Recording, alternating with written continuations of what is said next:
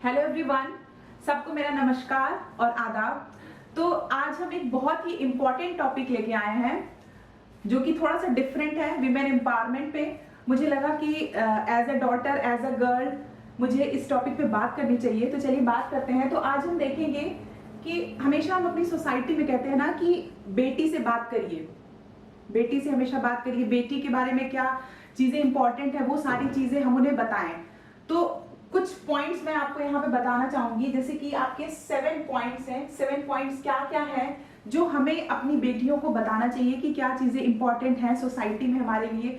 Awareness हम कैसे उनको इनकरेज कर सकते हैं कोई भी काम करने के लिए। जैसे हम कहते हैं ना हमारी सोसाइटी में कि अगर बेटा भाग्य से होता है तो बेटी सौभाग्य से होती है, ठीक वैसे ही दूसरी चीज हम कहते हैं कि अगर बेटी माँ की परछाई होती है तो मतलब माँ की परछाई अगर बेटियां होती हैं तो पिता का गुरूर भी होती है। तो चलिए इसी में आज सेशन में हम स्टार्ट करते हैं। सेशन को स्टार्ट करने से पहले सबसे पहले जरूरी है कि आप चैनल को सब्सक्राइब करिए, जो कि चैनल नेम है तोशिबा की पाठशाला। इस पे आपको जितनी भी करंट की चीजें हैं वो सारी चीजें मिलेंगी। और मैं आपसे फिर बार बार यही कहती हूँ कि आपको अगर कोई सब्जेक्ट्स, जैसा चूंकि मेरे इलेक्ट्रॉनिक्स और इलेक्ट्रिकल के सब्जेक्ट्स भी मैंने मेंशन किए हुए हैं अपनी प्लेलिस्ट में, तो मैं टाइम टू टाइम चीजों को ऐड करते रहूंगी, बशर्ते कि आप मुझे इन्फॉर्म करें कि हाँ मैं इस टॉपिक पे वीडियो बनाऊं और क्या टॉपिक आप मुझसे चाहते हैं। तो चलिए, तो चैनल नेम आप सबको पता ही है मेरा, तोशिबा की पाठशाला। दूसरी चीज आपकी है कि फर्स्ट पॉइंट, हमें अपनी बेटियों, अपनी बच्चियों के लिए हमें क्या इंपॉर्टेंट बताना चाहिए। पहली चीज है कि एजुकेशन, हमें उन्हें अच्छी सी अच्छी एजुकेशन देनी चाहिए ताकि हम रहे पेरेंट्स के बाद भी उनकी कुछ आइडेंटिटी हो, उनकी कुछ पहचान हो। क्योंकि दूसरी चीज ये है कि एजुकेशन आपका एक ऐसा टूल है जिससे आप किसी की मेंटालिटी को चेंज कर सकते हो। You have to change each and everything with this tool. ये सबसे खूबसूरत टूल इंसानों के द्वारा बनाया हुआ है जिससे कि आप कोई भी हर चीजें आप चेंज कर सकते हो। तो यही चीज इंपॉर्टेंट है कि आप बेटियों को ज्यादा से ज्यादा एजुकेट करिए।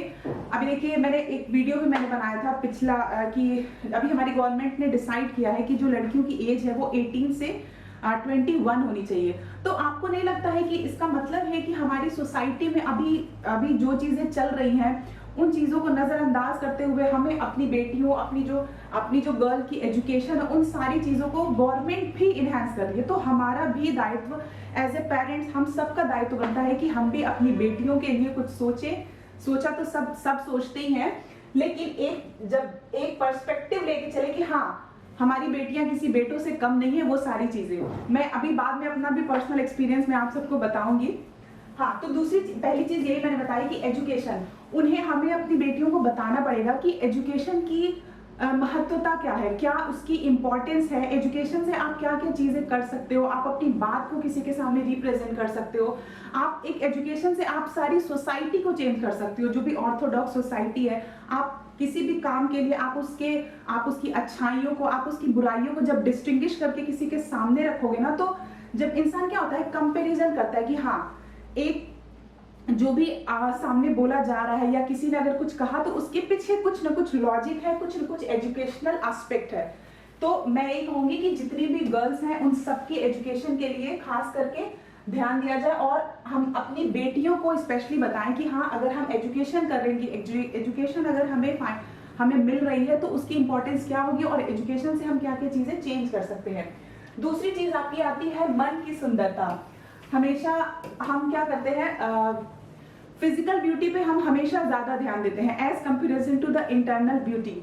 तो हमें अपनी बेटियों को यही बताना है कि नहीं, जो आपका जो फिजिकल अपीयरेंस है, ऑल्दो कि आपके फिजिकल अपीयरेंस और जो आपकी जो भी ब्यूटी है उससे लोग अट्रैक्ट होते हैं, लेकिन जो मन की सुंदरता होती है वो सबसे ज्यादा इंपॉर्टेंट होती है। यहाँ पे देखिए मैंने एक लाइन भी लिखी हुई है, सुंदरता ध्यान खींच लेती है पर अच्छा स्वभाव दिल को अपनी ओर खींच लेता है। सोचिए कितनी खूबसूरत बात है कि सुंदरता जो होती है वो बस आपके माइंड को अट्रैक्ट करेगी, लेकिन जो दिल की खूबसूरती होगी, जो मन की सुंदरता होगी, वो क्या करेगी, वो दिल को अपनी ओर खींच लेगी। स्वभाव, अब अच्छा स्वभाव जो होगा, आपका जो भी स्वभाव होगा वो आपका क्या होगा, दिल को खींच लेगा। तो हम हमेशा यही चाहते हैं ना कि कोई भी चीज हो हमारे दिल पे वो चीजें लगनी चाहिए।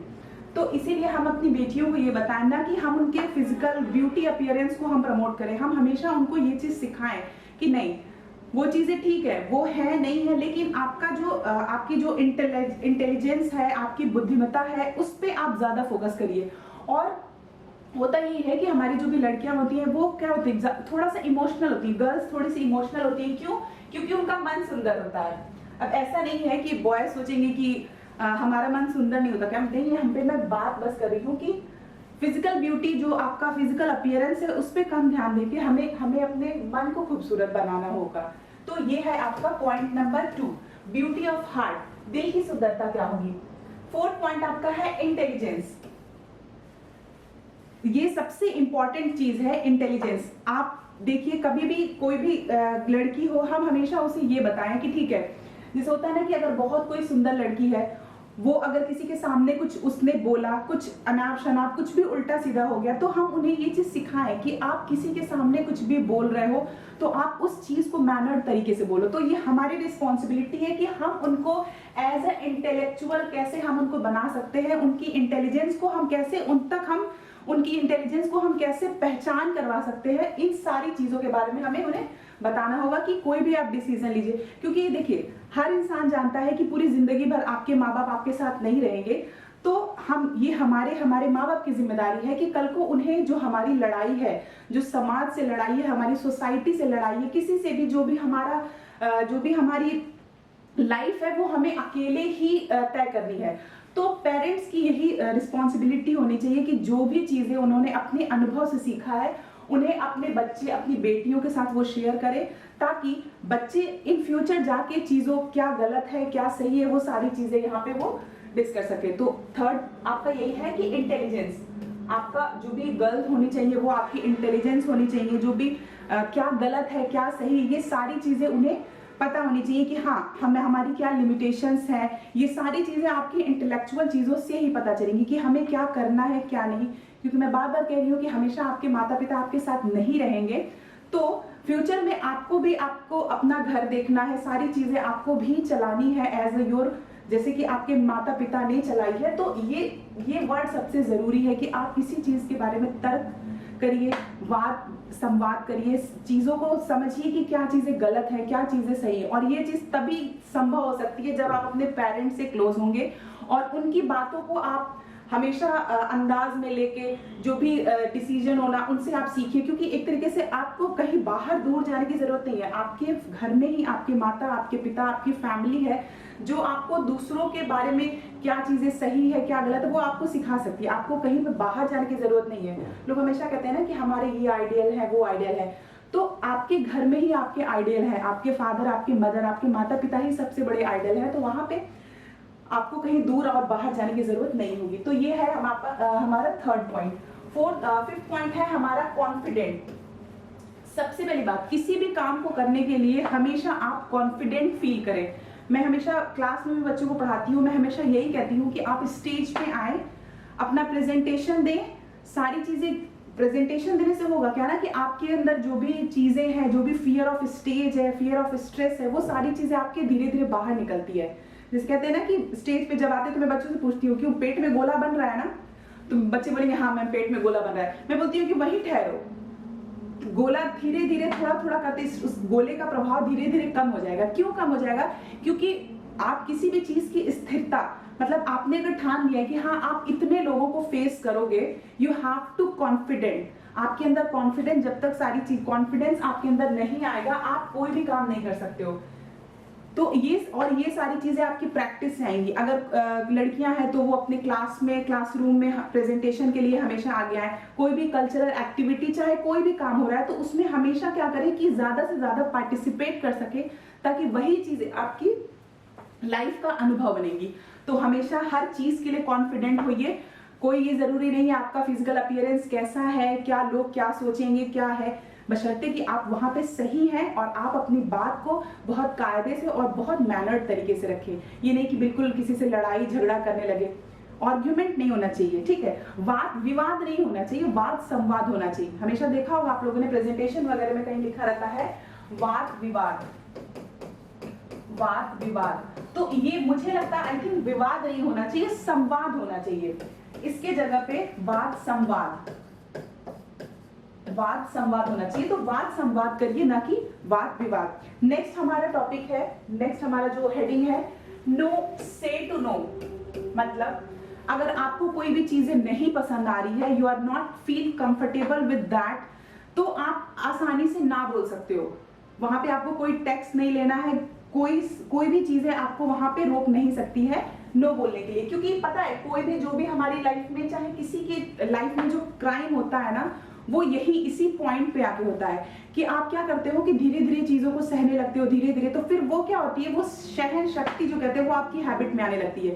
फिर वहीं से आपका क्या होता है, क्राइम होना स्टार्ट होने लगता है। जैसे कभी भी देखिए रेप वगैरह जो केसेस आपके होते हैं, तो जो भी दुष्कर्म औरतों महिलाओं के साथ जो भी सारी चीजें होती हैं, तो वो अचानक से नहीं हो जाती है, उसके पीछे बहुत बड़ी लॉजिक होती है। लॉजिक ये होती है कि अगर कोई लड़की आपके घर से बाहर गई, ठीक है, और अगर कुछ अनहोनी उसके साथ होने वाली है, तो वो एक बैग नहीं हो जाएगी। कुछ दिनों पहले तक वो प्रोसीजर चलता रहता है। कभी आपको किसी ने फॉलो किया और आपने उस पर ध्यान नहीं दिया, अगर आपने उस पर ध्यान दिया भी तो फिर आप अपने आके फैमिली को नहीं आपने बताया। तो यही सारी चीजें हमें नोटिस करनी है। हमें आंख कान नाक खोल के हमेशा हमें सोसाइटी में रहना है कि जो भी चीजें हो रही है, खास करके जो भी आपके सवेरे से लेकर शाम तक का जो भी दिनचर्या हो, वो सब आके शाम में आप अपने पेरेंट्स से डिस्कस करिए और आप खुद भी वो चीज देखिए। जैसे मैंने कहा ना कि इंटेलिजेंस जब आप चीजों को ऑब्जर्व करेंगी तो आपका खुद जो इंटेलिजेंस लेवल है वो धीरे धीरे बढ़ता जाएगा। तो आपको चीजें लगेगी कि हाँ, कल तो मैं इसी रास्ते से जा रही थी, तब तो यहाँ पे ऐसी कुछ मतलब अजीब सी चीजें नहीं हो रही थी, आज क्यों मुझे कुछ अलग सा ऐसा लग रहा है। तो वही चीजें अगर आपने उस चीजों को रिकॉग्नाइज कर लिया, उस चीज को आपने अगर पहचान लिया ना, तो फिर आप उस क्राइम से बच जाओगे। दूसरी चीज क्या है कि जो भी आपके दिन का दिनचर्या होता है, कुछ भी हो, सवेरे से लेकर शाम तक, वो शाम में आके आप अपने पेरेंट्स से डिस्कस करेंगे। ये मैं गर्ल्स के लिए नहीं, मैं बॉयज के लिए भी कह रही हूँ कि जरूरी नहीं है गर्ल्स के साथ ही दुष्कर्म होते हैं, और ऑब्वियसली बॉयज के साथ भी दुष्कर्म होते हैं। तो ये आपका एक आप लोगों को एक नेचर डेवलप कर लेना चाहिए अपने साथ कि जो भी आपका दिनचर्या है, वो सारे दिनचर्या आके आप शाम में अपने माता पिता के साथ बैठे और उनके साथ अपनी बातों को डिस्कस करें कि हाँ मम्मी आज मैंने दिन भर ये किया, आज पापा मैंने दिन भर ये किया। तो उससे क्या होगा ना, दो चीजें फायदा होंगी। पहली चीज है कि आपको लगेगा कि हाँ, एक तो आपका स्ट्रेस जो भी आपने देखा, मतलब जो भी आपने लाइफ मतलब जो भी दिन भर में आपने जो भी काम किया है, उन चीजों का आपके फादर मदर को आपकी नॉलेज होगा। दूसरी चीज, अगर कुछ अनबन हुई है, जैसे आपकी किसी से लड़ाई हो गई, तो क्या होगा फिर उस चीज पे पेरेंट्स आपको समझाएंगे कि नहीं बेटा, नहीं बेटी, ये चीज गलत है, तुम्हें झगड़ा लड़ाई ये सारी चीजें नहीं करनी चाहिए। ठीक है, ये दोनों चीजें आपकी फायदा हो। और तीसरी चीज, आपके पेरेंट्स को भी अच्छा लगेगा कि हाँ बच्चे मेरे से इतना ज्यादा फैमिलियर है। फिर तो वहां पे वो जो गैप वाली बात आती है ना बच्चों, वो सारी चीजें आपकी खत्म हो जाएगी। आप बेझिझक अपने फादर से, अपने मदर से कोई भी सारी चीजें कर सकते हो। जैसे मैं अगर अपनी पर्सनल बात बताऊं तो मैं अपने फादर से हर एक बात शेयर करती हूँ। मेरे पापा ने खुद मुझे कहा है कि बेटा तुम कोई भी किसी भी लेवल की बात हो, you can share with me, आप मेरे से शेयर कर सकते हो। और कभी कभी चिढ़ाने के लिए ये भी बोलते हैं कि मम्मी से अपनी अम्मी से मत बताया करो, क्योंकि होता क्या है कि औरतों का पेट जो होता है वो थोड़ा हल्का होता है, तो इस चीज को बहुत दिल पे नहीं लेना है। वो पापा मेरे मजाक बस ऐसे करते हैं। तो यही टॉपिक है कि अगर आपको कोई भी चीज अनकंडीशनल लग रही है, आपको लग रहा है कि हाँ हम उन सामने वाले के साथ कंफर्टेबल नहीं है, हम सामने वाले से बात करके कंफर्टेबल नहीं है, उनका सामना मतलब किसी भी चीज को आपका इंटेंशंस आपके जो अलाउ नहीं करेंगे, तो उस चीज के लिए आप डायरेक्टली नो बोल सकती हैं। ओके, नेक्स्ट आपका है 7th पॉइंट। हाँ, यही मैं आपको बता रही थी कि ब्यूटी ऑफ हार्ट, मन की सुंदरता। एट लास्ट सबसे जरूरी है कि आपके मन की सुंदरता क्या है। आपका अगर मन अच्छा है, मन आपका खूबसूरत है, तो सारी चीजें आपका जो फिजिकल अपीयरेंस है, क्योंकि फिजिकल आप लोगों ने पढ़ा होगा पोएट में, फिजिकल ब्यूटी और ट्रू ब्यूटी। तो वही चीज है कि आपकी जो भी सुंदरता है वो आपकी मन की सुंदरता होनी चाहिए, क्योंकि मन की जो सुंदरता है वो क्या होती है, मन की सुंदरता आपके दिल को खींच लेती है, दिल पर हमेशा प्रभाव डालती है। तो मैं जितनी भी गर्ल्स हैं उन सबसे बस यही रिक्वेस्ट करना चाहूंगी कि आप ज्यादा से ज्यादा अपने पेरेंट्स से क्लोज होइए, ताकि जितनी भी क्राइम है आजकल हमारी सोसाइटी में, जो भी सारी चीजें चल रही हैं, वो सारी चीजें खत्म हो सके। ये तभी हो सकता है जब हम बच्चे अपने पेरेंट्स के बीच का जो बैरियर है, जिसे डर कहते हैं, जिसे हमेशा कोई भी क्राइम या फिर कोई भी बड़ी से बड़ी दुर्घटना या फिर क्राइम आपके डर की वजह से ही होता है। क्योंकि होता है ना कि आज मेरे साथ कुछ अनकंडीशनल हुआ, अगर मैंने अपने फादर को बताया, अगर मैंने अपने माता को, मम्मी को बताया, तो हो सकता है वो मुझे डांटे, लेकिन वो डांट सुनना ज्यादा अच्छा है एज कंपेरिजन टू आप अगर फ्यूचर में आपके साथ उससे बड़ी अगर घटना हो जाए तो फिर वो बहुत दुखदाई हो सकती है। तो इसीलिए हमेशा जहां पे भी रहिए, स्वस्थ रहिए, सुरक्षित रहिए और सतर्क रहिए। Thank you so much. आप सबका दिन शुभ हो। Thank you.